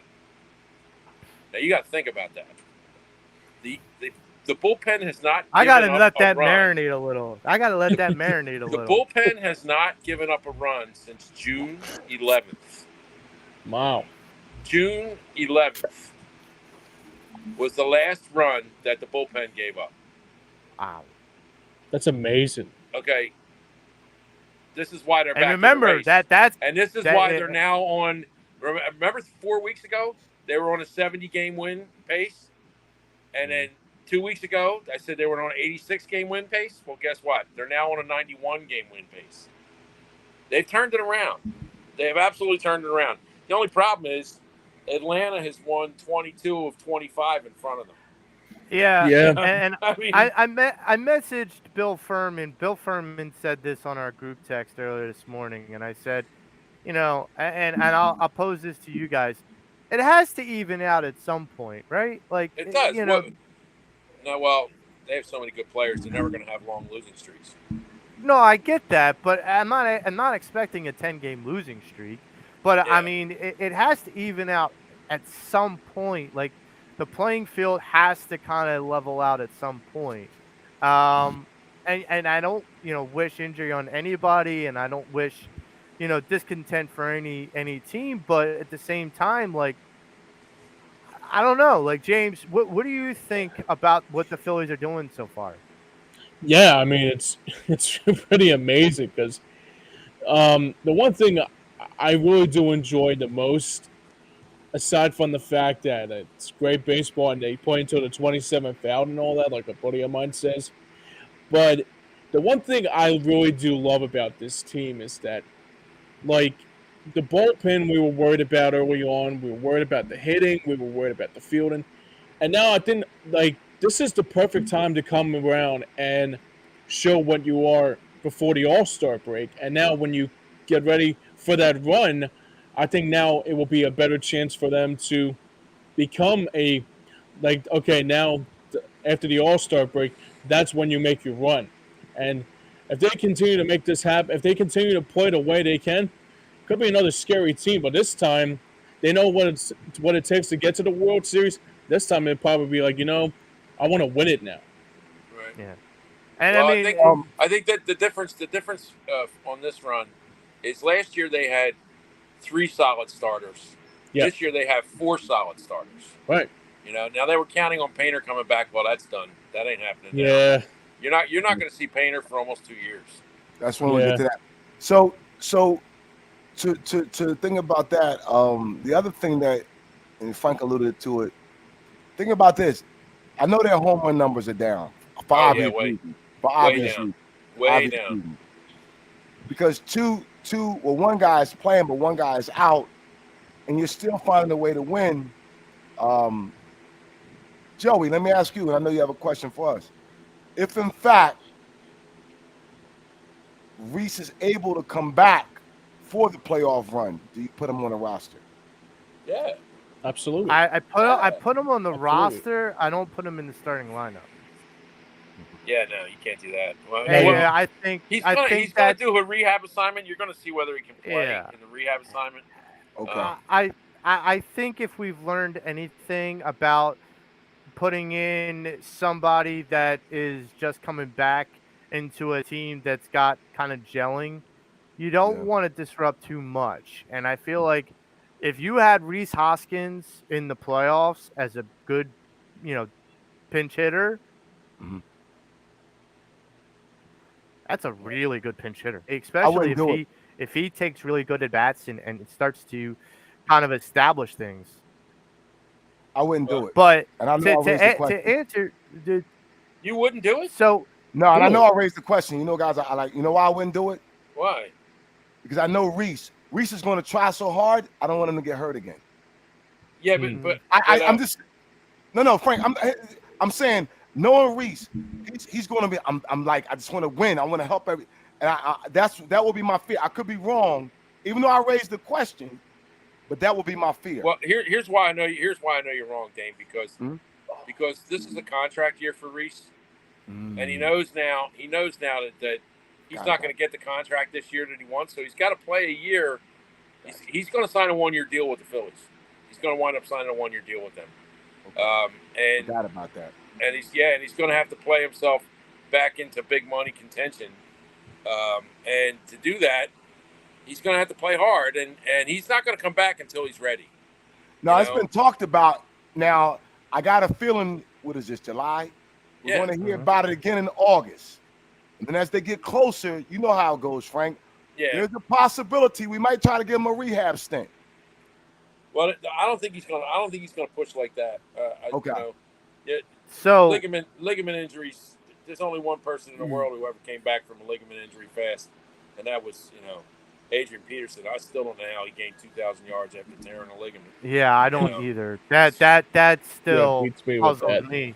But one of the things that I kind of I guess we're all kind of talking about with Painter. Painter had one rehab start a couple weeks ago. Had some soreness in the elbow. They gave him a couple like a week or two off, and they fired him back up again for a bullpen session with 30 pitches. and his elbow was sore again. So they said they are sending him to renowned doctor James Andrews, which I think we all know what that kind of means, and that kind of means Tommy John surgery.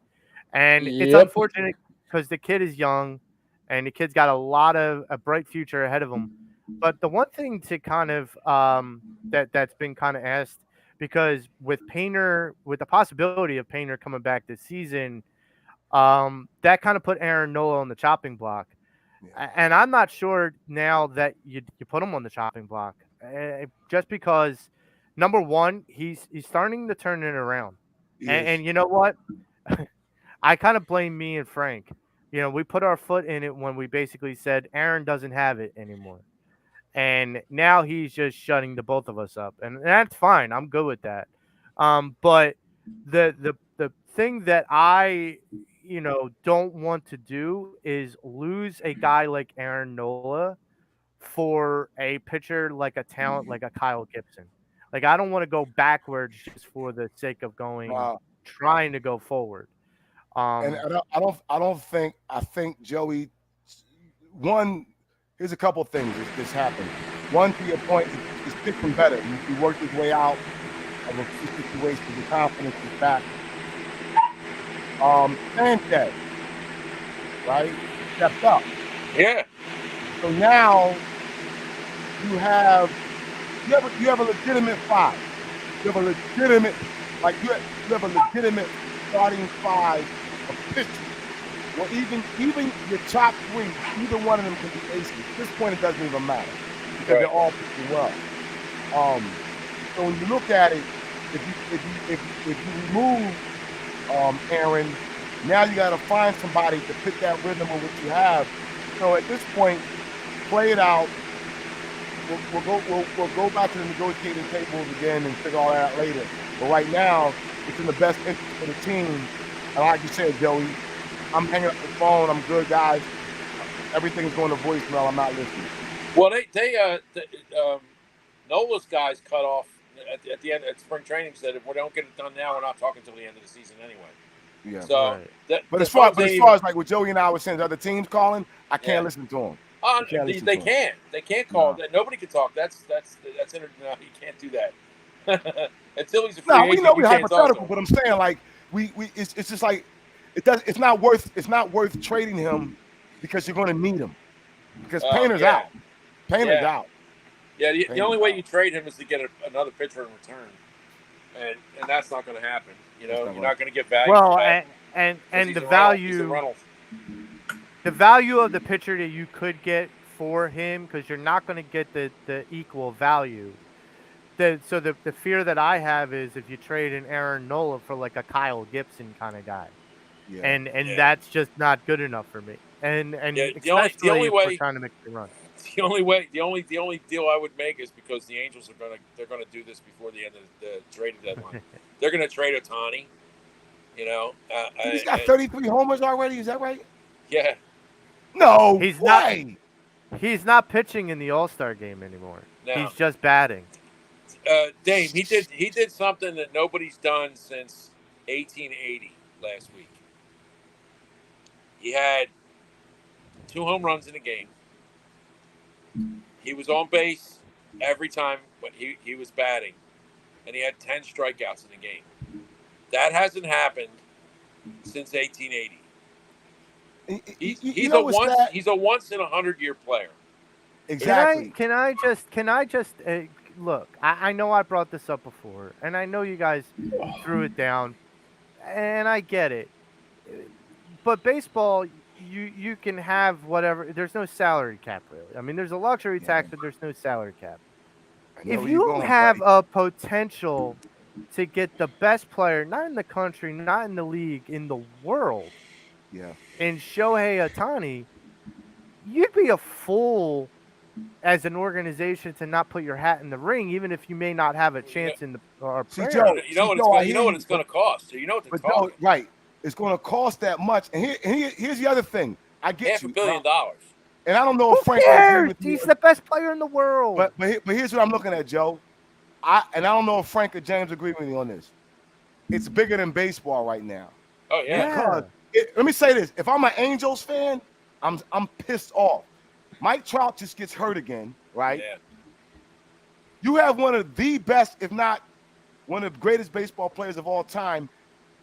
Maybe one playoff appearance, if I can recall. Yeah. You have a player in Ohtani who's like no one's seen before since Babe. I couldn't tell you. I've never seen Babe Ruth play, but I know they had to put him in the outfield because I ain't that old. I ain't that old. So here's what I'm saying, Joe. In the world of baseball, Frank knows this. It's already set for him to go to either New York or LA. Yeah. It's nothing against Philly. It's the way the market is established. Yeah, it's where the And money. I could be wrong, but I just Right. watched enough with sports. Well, It's a better. I'm not saying we're not marketable because we are. We have legends. We have legends that come through this city, but it's something about those two cities in sports. It's just like, oh, Dame, I can tell you for. You know what I'm saying, Frank? I'm 99% sure. Well, that Ohtani's going to be with the Dodgers. I heard another. I heard or another New team. York. I heard another team. He doesn't want to play on the East Coast. I heard Seattle. And I heard that Ichiro is trying to recruit him to Seattle. Now, see, that would happen, but I mean, I could see that happening. But again, it's more likely he goes to the Dodgers. But see, here's my point, though. And I get it, the whole he doesn't want to play on the East Coast and the New York and the LA thing, but he's the best player in the world. You'd be a foolish owner not to throw your hat in the ring, even if you didn't have much of a chance. I fully expect the Phillies to make a bid for him. I fully expect that, but as soon as he sits down at the table and he goes, well, we started $500 million, which is $83 million a year. I heard $600 million. Yeah, it's gonna be crazy money. $600 million. Well, you know what? To use what's his name's words against him, it's gonna be stupid money. Yeah. And that's just for baseball. We're not even talking because once he hits those markets, Joe, now you're talking advertising. Out of all the sports, I was watching the NHL playoffs. Like, baseball is a weird sport in terms of promoting its players. Like, NHL even try to promote its players. We know the NBA does it. We know NFL does it. Baseball doesn't do it. They just won't do it. It used to. Frank, and it stopped. There was a time they did. Frank, you remember the Reggie Bar? Yeah. The Reggie Bar. Well, not even. I'm not even going to go. I'm not even going there. I'm going back, even when I was younger. Cal Ripken and Nolan Ryan on the Wheaties bottle. Wheaties bottle. Selling milk. Yeah. Cal Ripken was a milk guy. So was Mike Schmidt. Dude, I had Bo Jackson's Nikes. Those ones he wore on the baseball field. Yeah. They were and Ken Griffey Griffey Jr. I can tell you why baseball doesn't do it. I don't understand why. I can tell you why. Hold on, and on the back and on my Frosted Flakes, I knew who Carl Yastrzemski was in my man from the Angels. You had to reflect the cards in the cereal box. They used to do a promotion when I was a kid, man. Yeah, now I can tell you why. I can tell you why they don't do it, Dave. Because there is no salary cap in baseball. If you blow a player up, if you blow his PR up, that's going to cost you at the free agent table. That's why they don't do it. They don't do it because it's a dollars thing. It's a money thing. They know that if they promote this guy can come back and say, you're making me the face of the league. If I'm the face of the league, then I'm worth X amount of dollars.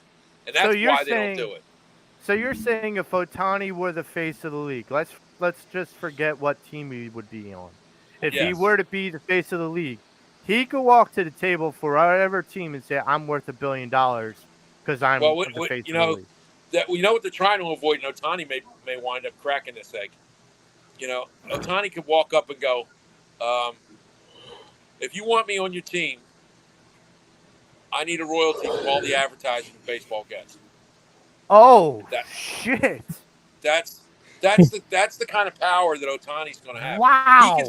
He could say to Seattle, I want 5% of the team, and I want a royalty of the advertising.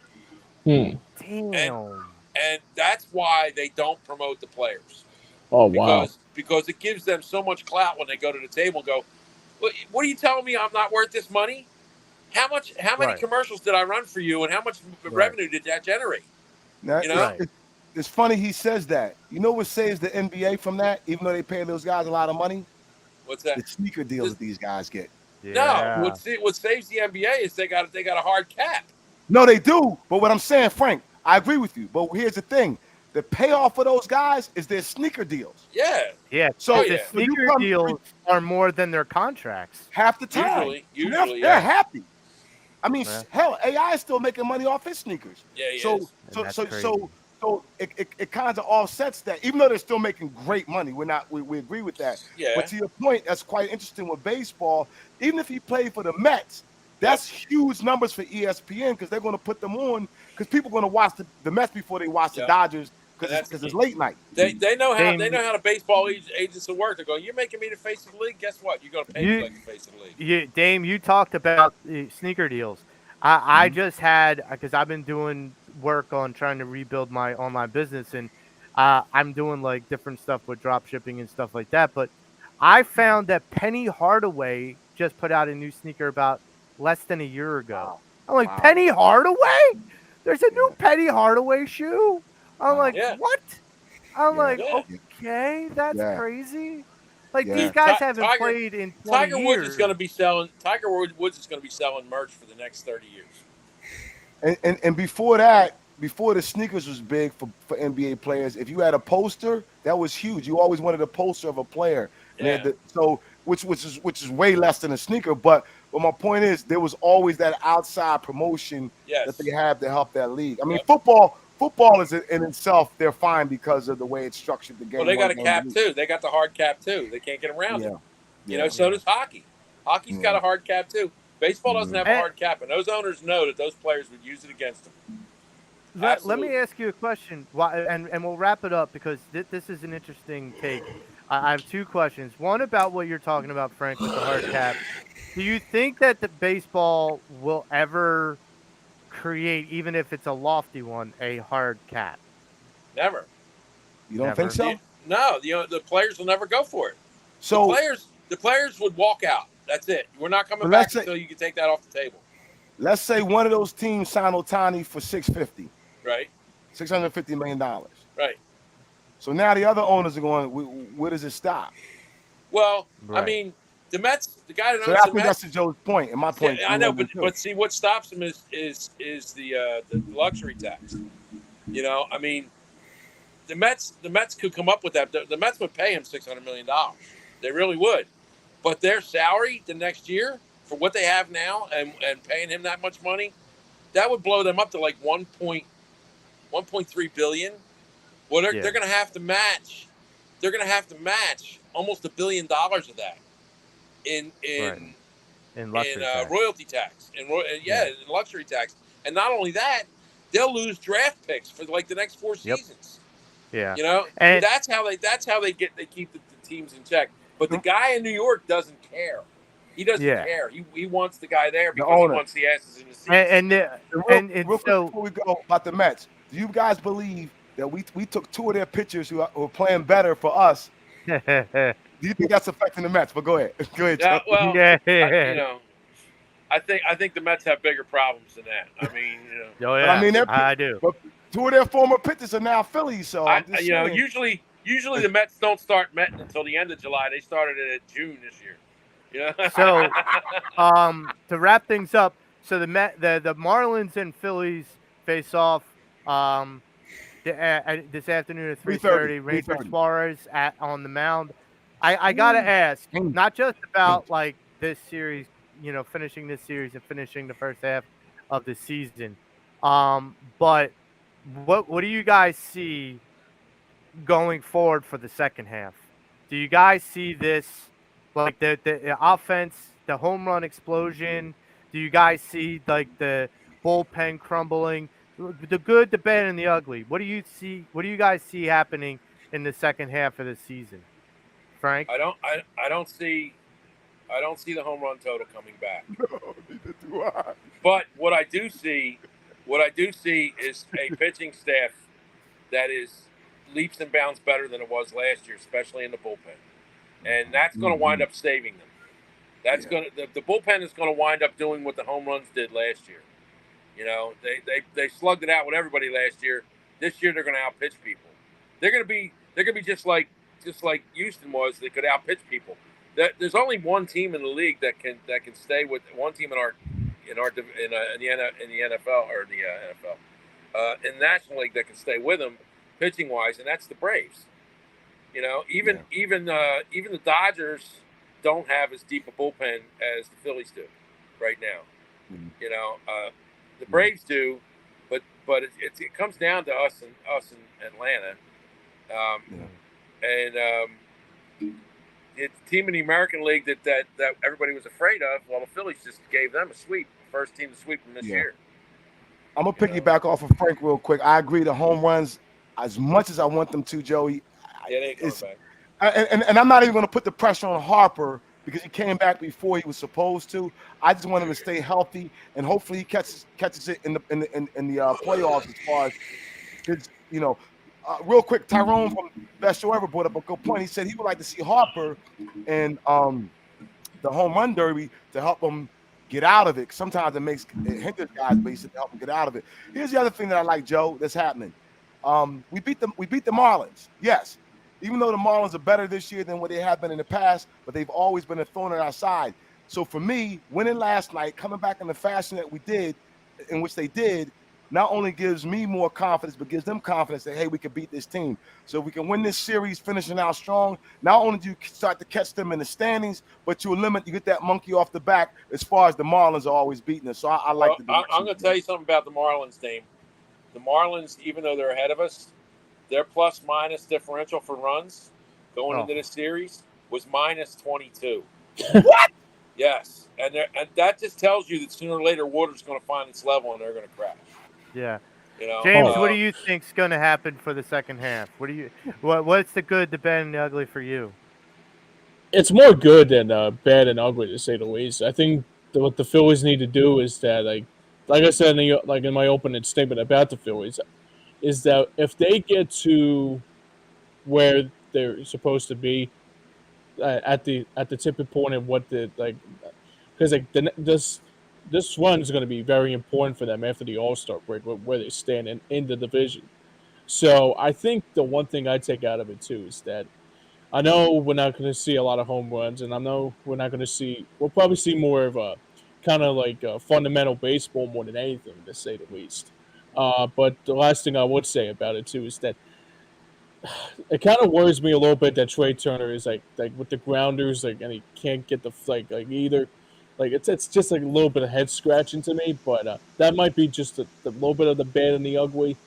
But fielding's not necessarily the problem. But if they could find a way to make this happen and make this work, I mean, just you got. I mean, just getting into the no, absolutely. And if you get them into the postseason, I mean, we all know you don't have to be the best team in baseball to get in. Just get there is the most important thing. Sometimes it's the hottest team. Real quick though, Joe. Absolutely. Say that again. I'm sorry. Sometimes it's the hottest team. It is. It's the hottest team.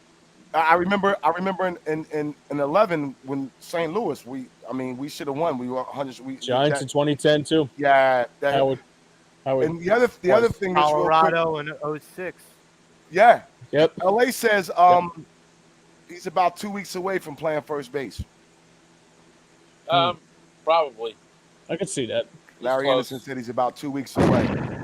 Joey doesn't like it. Go ahead, Joe. I don't love it because here's the thing. I think there's already a log jam, and I think Frank had brought up last week about possibly getting Goldschmidt. And I think if Harper is going to go to first, Goldschmidt's off the table. Why you're going to have two guys in that regard? Well, they're only bringing Goldschmidt in for one reason. That's his bat.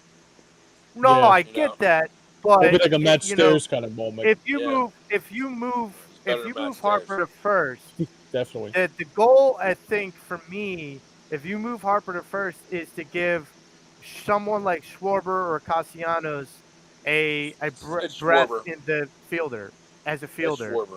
Yeah, and so you could put Schwarber at DH, and then that means the work that I think Dombrowski has to do before the trade deadline is get another quality outfielder that can bring another at bat. And look, with some of the cachet that Dabrowski has had with some of the outfielders he's picked up in the last 2 seasons with Pache and Marsh. In Dabrowski, I trust in that. For the There's good, one bad, guy and in the ugly. Chicago I want. Which Wouldn't cost one? you what it would cost for Goldschmidt. Who? Give me that Cody Bellinger. Yep. Ooh. Give me Cody Bellinger. All right, Cody. Put he's a good Harper at I- first base. I am not hating. I am not hating that at all. Neither am No. I. No, I would like to hate it. Me Yeah, neither. That you that's could put, not. you could put That's Harper at not. first. Schwarber goes to DH. Bellinger goes to left field. Now he's a left-hander. That's another left-handed bat in your lineup. But I mean, it doesn't matter with Bellinger. He's a solid hitter. That's not the blonde at the end of the bar or her brunette friend. That's the Joe, I got redhead. Hey, Joe, I got that's a the good redhead. topic It's for the us for redhead. next week. The It's a sexy untouchable. redhead, like George Carlin said. I got a good topic for us next week. The untouchables, and Crawford's one of them. Not because when he mentioned Bellinger, Crawford came to mind, and they say he's untouchable, just like Maxey. So we should do one. Yeah, on the untouchables. and I also have heard Frank things likes about about Clemens being an untouchable. Too. Yeah, I didn't like that, but Clemens got sent back down. He's Yeah. not untouchable. But Clemens is not untouchable. If they can make a deal for Cody Bellinger, guess what? Clemens is gone. They're going to put him in the deal. So one of the things that I would say is good, bad, and maybe ugly Josh about Harrison too, especially in this second half, is the good is I kind of go opposite. I feel like the home runs are going to start cranking out, not just for Harper, but for Turner. I also believe Stott and Baum are going to start hitting the ball out of the ballpark. I also feel like someone like a Amundo Sosa is going to start hitting the ball. It's not about hitting season. I just think, and someone brought this up. So Harper came back way early from Tommy John. And you got to look at the last month and a half or the last 6-7 weeks as like spring training / April. Mm-hmm. So now he's getting into that situation where he's going to find his stride. We all know if Harper gets hot, he can reel off 8-9 home runs in a month. Easily. And so I am not completely on board that the home runs aren't going to pick up. Now, are they going to pick up where they're going to, where they were? They're not going to be able to make up that difference. No, they're not going to be able to make up the difference, but they're going to pick it up. It's going to be an uptick, and it's going to be a significant uptick. The bad and the ugly, I kind of go with what James was saying, and it's very frustrating for me. And I know what Frank feels and everything, but it's not just Schwarber, it's not just Turner. It's the idea. I mean, JT's had issues with getting the ball out of the glove. The fielding needs to get better. The fielding just needs to get better. You got to cut down these mental errors. Guess what? It doesn't happen during the season. That has to happen in spring training. Yeah, I agree. But it doesn't happen during the season. But here's the thing, Frank. You have to rectify some things, even if it's not completely, before you get to the postseason. Because if they didn't fix the defense all last year, and it almost cost them series. Yeah. So that's why I worry. That's why I worry about that. You know what this sounds like? You know what it sounds like, Joe? It sounds like us hoping Ben Simmons gets a jump shot. That's what it sounds like. The defense ain't getting better, dude. That ship has sailed. That ship sailed. Yeah. That's like having Jonathan Gannon have a spine. Yeah, basically. Oh, God. And on that note, that's more going to wrap it up that's going to wrap it up for today's show. For James Scorza, thank you for doing producing duties. For Frank Finnegan, Damon Salim, Tom Kelly, I'm Joe Marks. We are the Pattison Ave Phanatics. Have a happy Saturday. Go Phils. And we will see you next week. Peace and love, everyone.